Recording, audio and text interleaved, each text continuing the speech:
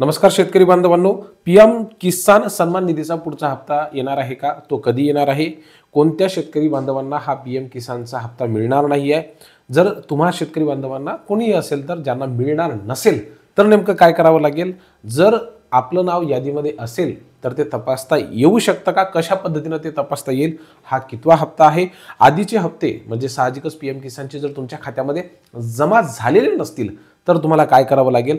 Farmer ID आवश्यक आहे का? आणि जर फार्मर आयडी तुमच्याकडे नसेल अद्यापर्यंत काढलेली तर फार्मर आयडीसाठी कोणकोणत्या गोष्टी आवश्यक आहेत? ही आयडी कुठून काढून मिळेल आणि ती कशा पद्धतीने वापरायची? जर काढलीच नाही तर नेमकं काय होईल? या संदर्भामध्ये आपण सगळी सविस्तर माहिती जाणून घेऊयात। आपणा सर्वांना माहिती आहे शेतकरी बांधवांनो की साधारणतः 1 फेब्रुवारी 2019 पासून केंद्र शासनाने सर्व शेतकरी बांधवांच्या खात्यामध्ये एका वर्षामध्ये 3 वेळा प्रत्येकी 2,2,2,000 रुपये असे मिळून 6,000 रुपये जमा करण्याचा निर्णय घेतलेला होता। आणि त्याच धर्तीवरती राज्य शासनाने देखील मग नंतर नमो कृषी सन्मान निधी, शेतकरी सन्मान निधी जो आहे तो शेतकरी बांधवांच्या खात्यामध्ये टाकण्यासाठी प्रयत्न केलेला होता। म्हणजे असे शेतकरी बांधवांच्या खात्यामध्ये 6 आणि 6 12,000 रुपये येत होते। तर ह्यापैकी आता जो केंद्र शासनाकडून जो मिळणारा निधी आहे 2,000 रुपयांचा, तो मागे आपल्याला मिळालेला होता ऑगस्ट महिन्यामध्ये। आणि आता त्याची पुढची जी किस्त आहे या वर्षाची शेवटची किस्त ही आपल्याला आता लवकरच मिळणार आहे। आणि त्यासाठी जिल्हा प्रशासनाच्या वतीने सर्व शेतकरी बांधवांना एक महत्त्वाचं आवाहन करण्यात आलेलं आहे की ज्या शेतकरी बांधवांची केवायसी पूर्ण झालेली नसेल अशा शेतकरी बांधवांचा हप्ता हा थांबू शकतो। त्यासोबतच ज्या शेतकरी बांधवांचा आधारला लिंक असलेला मोबाईल नंबर वेगळा असेल आणि बँकेला मोबाईल नंबर लिंक असलेला वेगळा असेल तर त्याला अडचण नाही, परंतु बँक खात्याला आधार कार्ड हे लिंक असणं गरजेचं आहे। म्हणजे त्या ठिकाणी आधार सेटिंग झालेली असावी, हा दुसरा महत्त्वाचा फॅक्टर आहे। जर ह्या दोन्ही गोष्टी झालेल्या नसेल तर शेतकरी बांधवांच्या खात्यामध्ये पैसे येणार नाहीत। तिसरं सर्वात महत्त्वाचं म्हणजे फार्मर आयडीच्या संदर्भामध्ये आपल्या सर्वांना माहिती आहे की राज्य शासनाने आणि केंद्र शासनाने फार्मर आयडी कंपल्सरी केलेला आहे। त्यामुळे हा फार्मर आयडी आपल्याला काढावाच लागणार आहे।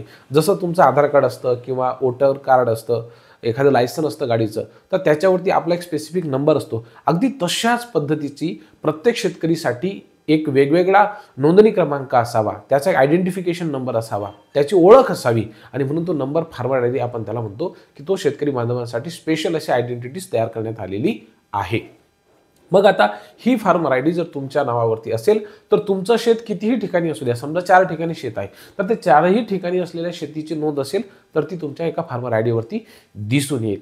जर तुमच्याकडे फार्मर आयडी नसला तर मात्र तुम्हाला हा पीएम किसानचा हप्ता मिळणार नाही, ही गोष्ट आपण लक्षात घ्यायची आहे। त्यामुळे जर तुम्ही ही आयडी काढलेली नसेल तर लवकरात लवकर सेतूमध्ये जा, त्यांची जी काही 5-50 रुपये फी असेल ती त्यांना द्यायची। आणि त्यानंतर शेतकरी बांधवांना तुम्हाला सांगतो मी, तुम्हाला 2 गोष्टी त्या ठिकाणी पाहिजे। एक म्हणजे आधार कार्ड, आधार कार्डला लिंक असलेला मोबाईल आणि त्यासोबत तुमचा 712। आता ठीक आहे, तुम्हाला 712 नसेल तुमच्याकडे, तुम्हाला तुमचा गट नंबर जरी माहिती असला तरी सुद्धा सेतूमध्ये गेलं आणि आपण सांगितलं की हा माझा गट नंबर आहे तर ते व्यवस्थित माहिती भरून देतात। कारण की आता सगळ्या गोष्टी ह्या ऑनलाईन असल्या कारणामुळे तुमची माहिती सुद्धा ऑनलाईन आहे। तुमचं नाव टाईप केल्याच्या नंतर तुमचा जिल्हा, तालुका, तुमच्या ज्या गावामध्ये शेती असेल किंवा ज्या गावाच्या क्षेत्रामध्ये शेती असेल, होऊ शकतं की तुमचं गाव वेगळं आहे आणि तुमची शेती जी आहे ती दुसऱ्या गावाच्या क्षेत्रामध्ये असेल, तर असं होऊ शकतं। तर ते आपण सांगायचं आपली कोणत्या शिवारामध्ये जमीन आहे, कोणता गट नंबर आहे ते टाकल्याच्या नंतर तुमची माहिती येऊन जाते। 1-2 दिवसामध्ये तुमची फार्मर आयडी जनरेट होते। ही फार्मर आयडी जनरेट झाल्याच्या नंतर ते म्हणजे तुमचा युनिक आयडेंटिफिकेशन नंबर झाला शेतकरी म्हणून।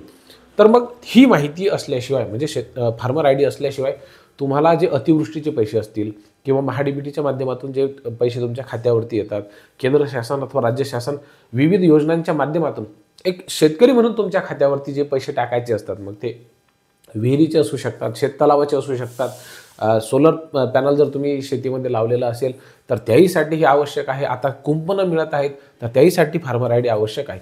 म्हणजे तुम्ही राज्य शासनाच्या किंवा केंद्र शासनाची कोणतीही स्कीम घेत असाल एक शेतकरी म्हणून तर तुम्हाला फार्मर आयडी आता आवश्यक आहे।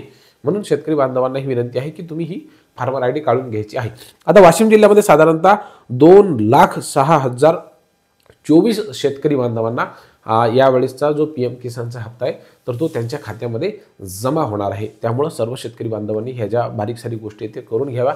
या संदर्भामध्ये तुमच्या मनामध्ये काही प्रश्न सुद्धा असू शकतात तर ते तुम्ही लिहू शकता। ही माहिती तुम्हाला कशी वाटली ते सुद्धा सांगू शकता। खूप खूप धन्यवाद।